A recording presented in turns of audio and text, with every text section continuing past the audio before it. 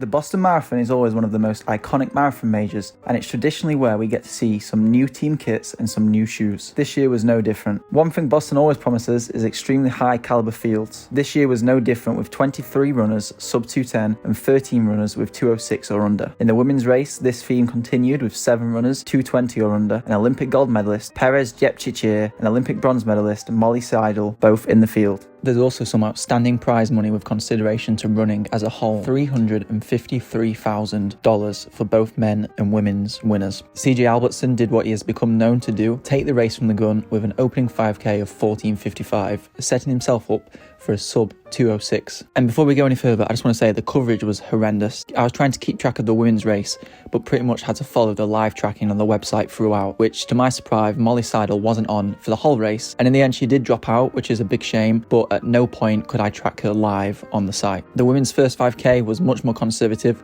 with a 17:40, which is just under 2:30 pace. Going through 10k, CJ Albertson had really set his stall out at the front. He ran a time of 29:38, which is pretty much 2:05 flat pace. The women went through 10k in 34:21, which put them closer to the mid 2:20 pace rather than the slow start. From there, Jepchirchir and Jepchirchir started to push the pace a lot, which soon began to filter out the field. At the half marathon point, a group of 20 men went through in 63:24, with Scott Forbel going through in 64:26. In the women's, it was a different story, with Jepchirchir, Jepchirchir and Shalane breaking the field apart with an opening half marathon of 1:09:41, 39 seconds ahead of the chase group. Between 35k and 40k, Chebet won the race after dropping a staggering 13:55. I still can't quite believe that's right. This gave Chebet a straightforward road to victory with a finishing time of 2:06:51, 30 seconds ahead of second Chirono. The fastest American on the day was Scott Forbel, who actually evenly split his race, running 2:08:52, with the exact same first and second half. In the women's race, the last 1.5 miles was the most eventful I've ever seen in a road race. Shalane took to the front, with the two leading women seeming to clip each other's heels, but then Jepchirchir decided to go with around 1,500 metres,